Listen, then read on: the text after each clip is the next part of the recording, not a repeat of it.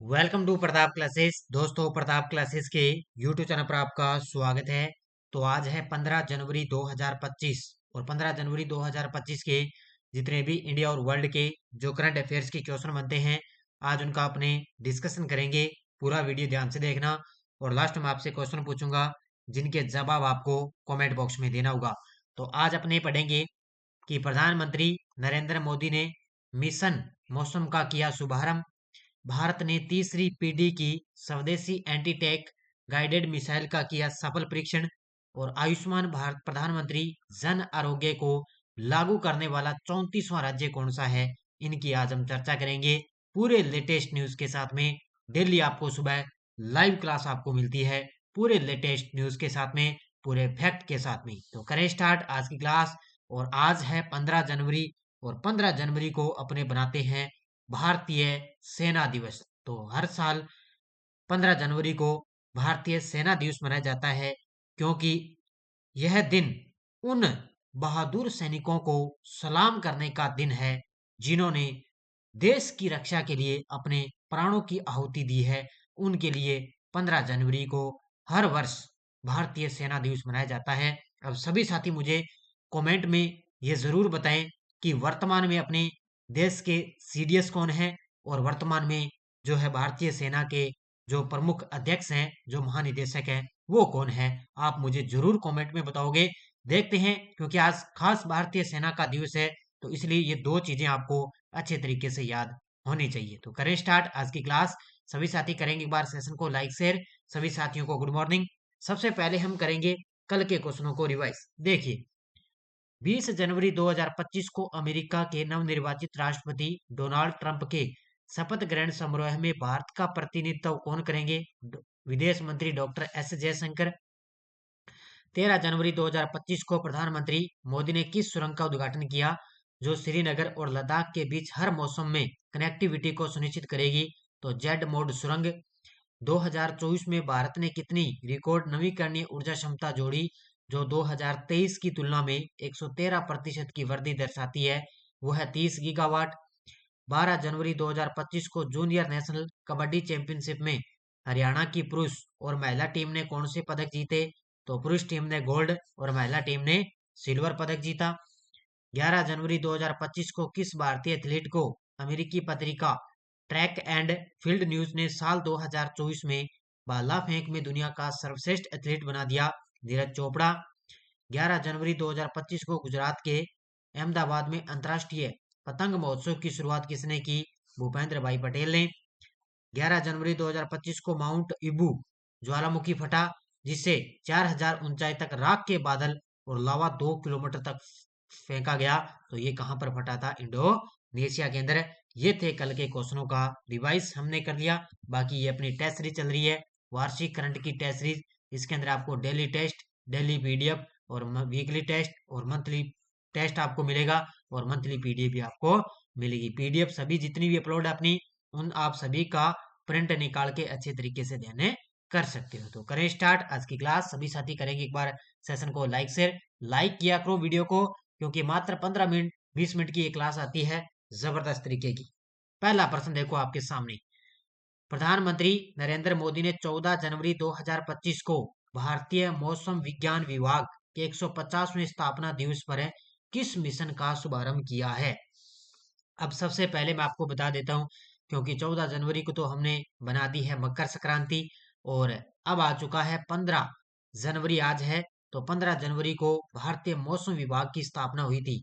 तो 15 जनवरी भारतीय मौसम विभाग की स्थापना हुई और आज इसका 150वीं वर्षगांठ बनाई जाएगी। 150वीं वर्षगांठ है, बनाई जाएगी।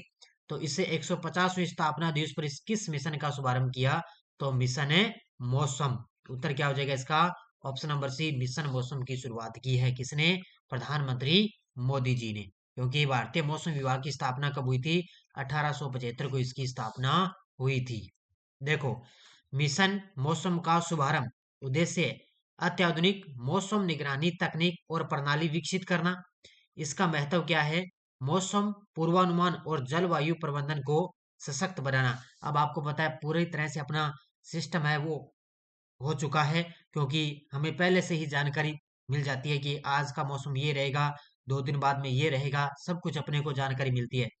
और आज इसकी 150वीं वर्षगांठ मनाई जाएगी, भारतीय मौसम विज्ञान विभाग की 150वीं वर्षगांठ। प्रतीक, पीएम मोदी ने इस मौके पर एक विशेष स्मारक सिक्का भी जारी किया है, यानी कि पीएम मोदी ने इस मौके पर एक विशेष स्मारक सिक्का भी जारी कर दिया, जो है आईएमडी विजन 247। और पीएम मोदी ने आईएमडी विजन 247 डॉक्यूमेंट भी जारी कर दिया है। आईएमडी का मतलब भारतीय मौसम विभाग विजन 2047 डॉक्यूमेंट जारी किया है।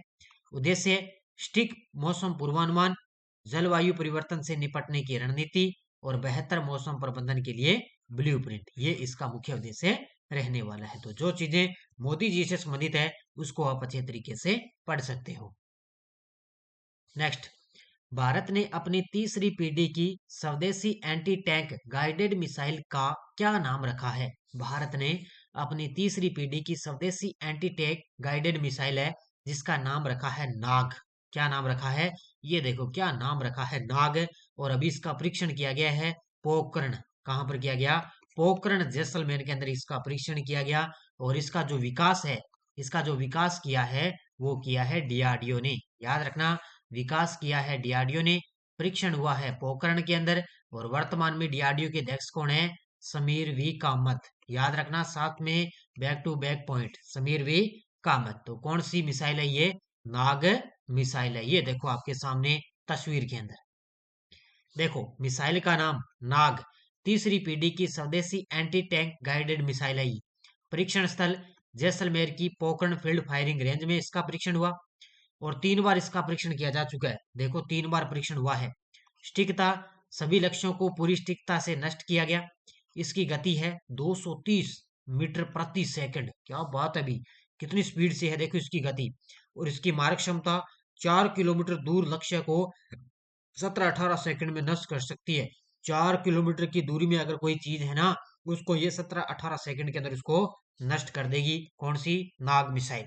तो ये चीजें आपको याद करनी है, परीक्षण वगैरह होता है उनको अच्छे तरीके से पढ़ा करो, खास तौर से राजस्थान में।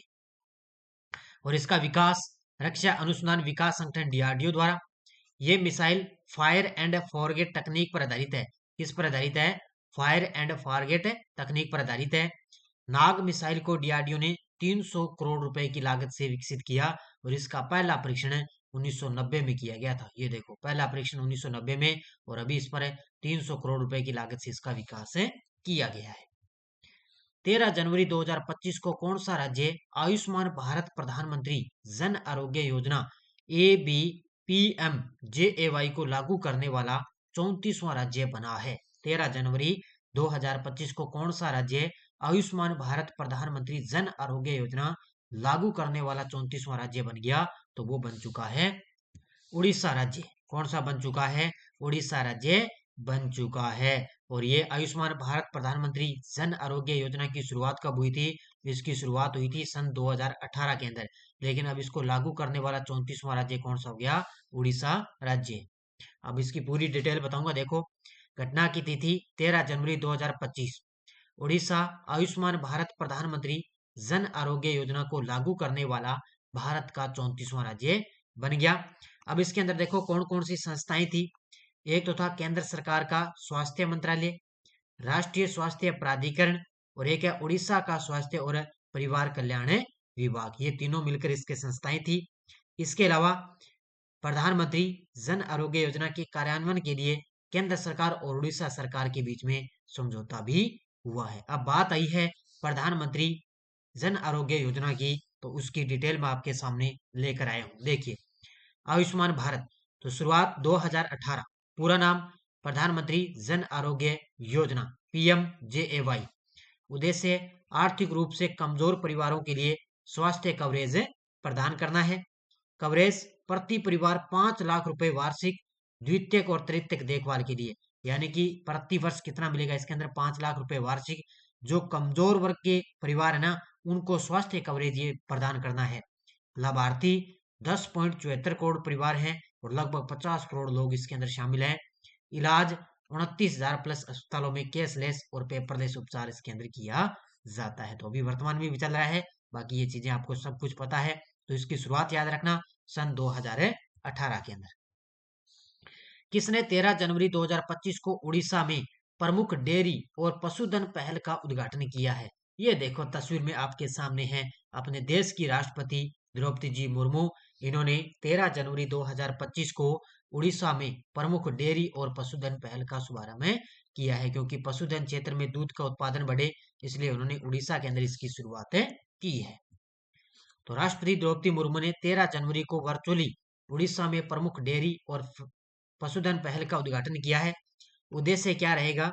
एक तो ग्रामीण आजीविका को बढ़ाना, पशुधन उत्पादकता में सुधार करना, क्षेत्र में पोषण संबंधी चुनौतियों का समाधान करना, ये इसके अंदर इसका मुख्य उद्देश्य रहने वाला है। और इस संगठन की शुरुआत की मत्स्य पालन, पशुपालन और डेयरी मंत्रालय के तहत पशुपालन और डेयरी विभाग के नेतृत्व में इसकी शुरुआत की गई है। उद्घाटन किया है राष्ट्रपति द्रौपदी मुर्मू, और लेकिन शुरुआत इसकी मत्स्य पालन, पशुपालन और डेयरी मंत्रालय के तहत की गई। इसके अलावा उड़ीसा में उड़ीसा दूध खरीद क्षमता कितनी रहेगी? इस पहल से उड़ीसा के अंदर जो दूध खरीद क्षमता है ना, वो 5 लाख लीटर से बढ़ाकर 10 लाख लीटर प्रतिदिन रहेगी। यानी कि दूध जो खरीदा जाएगा ना, वो 5 लाख से बढ़ाकर कितना किया जाएगा? 10 लाख लीटर प्रतिदिन किया जाएगा। इसके अलावा राष्ट्रीय गोकुल मिशन की शुरुआत की थी। कार्यक्रम के दौरान राष्ट्रपति ने राष्ट्रीय गोकुल मिशन के तहत मयूरभंज में मवेशी प्रेरण कार्यक्रम का भी उद्घाटन किया है। ये मयूरभंज भी उड़ीसा का जिला है, ध्यान रखना मयूरभंज है, जहां पर राष्ट्रीय गोकुल मिशन की शुरुआत भी की है। ये कार्यक्रम भी शुरुआत कर दिया और साथ में राष्ट्रीय गोकुल मिशन की भी शुरुआत कर दी। 14 जनवरी 2025 को भारत सरकार द्वारा किस उद्देश्य से नेशनल हल्दी बोर्ड लॉन्च किया गया? 14 जनवरी 2025 को भारत सरकार द्वारा किस उद्देश्य से नेशनल हल्दी बोर्ड लॉन्च किया गया? तो इसका उद्देश्य है हल्दी के नए उत्पादों का विकास और रिसर्च करना, यानी कि हल्दी के नए उत्पादों का विकास करना और रिसर्च करना। इसी के उद्देश्य से नेशनल हल्दी बोर्ड लॉन्च किया, यानी कि राष्ट्रीय हल्दी बोर्ड लॉन्च की गई है। देखो, देश में हल्दी के नए उत्पादों के विकास और रिसर्च के लिए भारत सरकार ने 14 जनवरी को नेशनल हल्दी बोर्ड लॉन्च किया है। इसके अलावा इसमें पल्ले गंगा रेड्डी को नेशनल हल्दी बोर्ड का अध्यक्ष घोषित किया गया। अब जो पल्ले गंगा रेड्डी है, इनको नेशनल हल्दी बोर्ड का अध्यक्ष नियुक्त कर दिया। इसका मुख्यालय तेलंगाना के निजामाबाद में स्थापित किया गया है।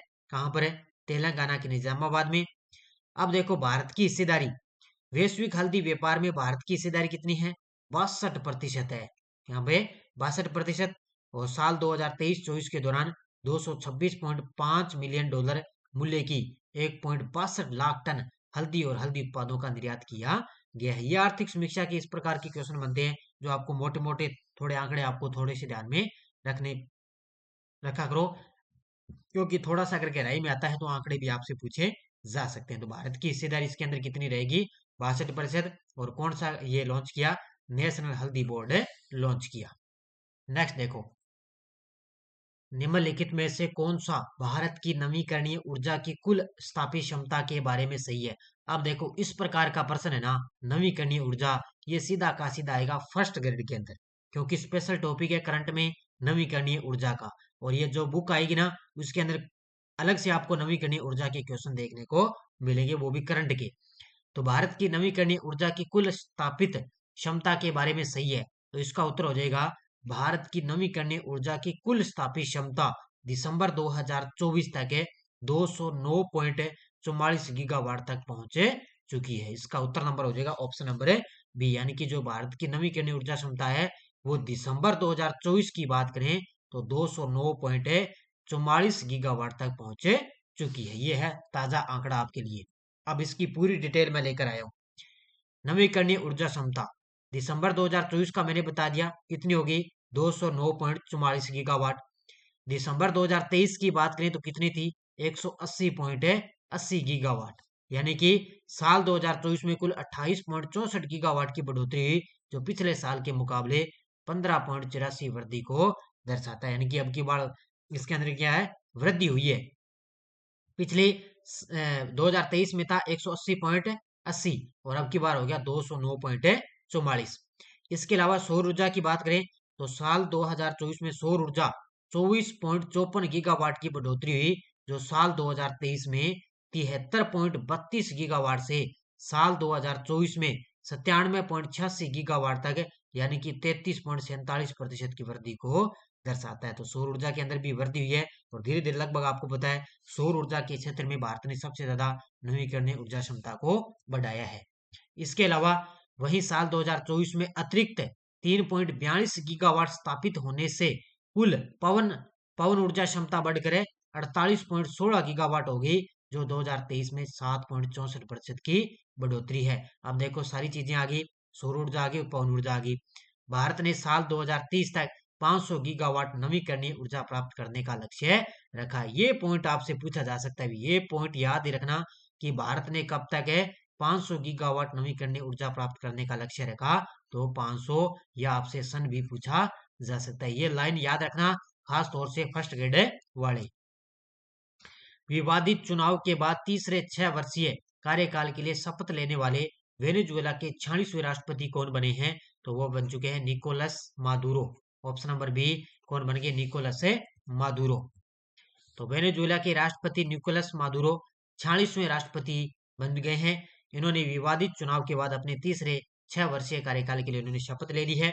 इनकी शपथ है 13 जनवरी 2025 को, और जुलाई 2024 के चुनाव में मादुरो की जीत पर सवाल उठाए ये इन पर विवाद हुआ था और ये अभी 46वें राष्ट्रपति बन गए।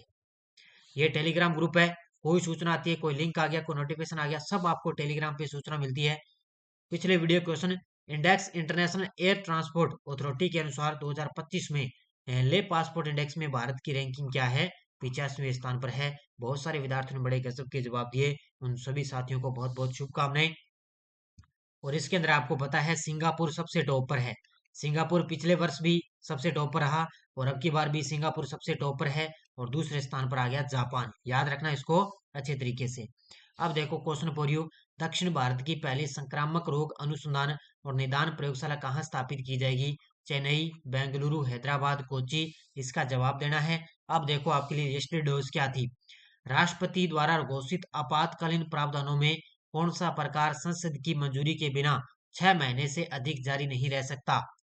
अब इसके अंदर बात करें तो मैंने देखे थे कई साथियों के कमेंट है, उन्होंने राष्ट्रीय आपातकाल भी कमेंट किया था, राष्ट्रीय आपातकाल 352। हाँ वो भी बिल्कुल सही है।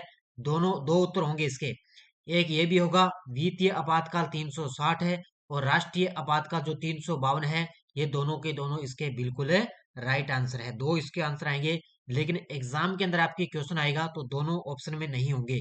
ऑप्शन नंबर दोनों में ऑप्शन एक ही आएगा, चाहे आपके लिए वित्तीय हो सकता है, चाहे आपके लिए राष्ट्रीय आपातकाल हो सकता है। तो दोनों के दोनों उत्तर बिल्कुल है इसका सही है, क्योंकि जो अनुच्छेद 356 है ना, जो राज्य आपातकाल लगता है, उसमें क्या है 2 महीने का जो है संसद की मंजूरी है के बिना 2 महीने तक वो रह सकता है। इनमें लगभग 6 महीने का टाइम आपको दिया जाता है।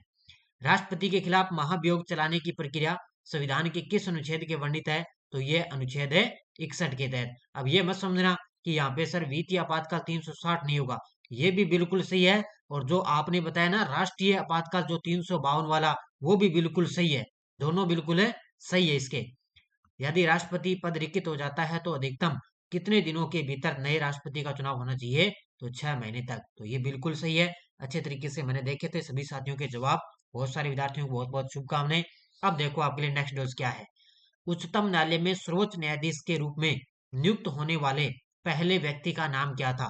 उच्चतम न्यायालय में जो सर्वोच्च न्यायाधीश के रूप में नियुक्त हुए थे उनका व्यक्ति का नाम। उच्चतम न्यायालय की पहली महिला न्यायाधीश कौन थी? और भारतीय उच्चतम न्यायालय का गठन कब हुआ था? इनका जवाब आपको कमेंट बॉक्स में देना है। देखो अगर जिस साथी ने मेरे साथ ये तीन तीन क्वेश्चन पॉलिटिकल के डेली क्लास में अगर अच्छे तरीके से पढ़ लिए ना, मैं कहता हूं इसके अलावा आपको पॉलिटिकल पढ़ने की जरूरत नहीं है।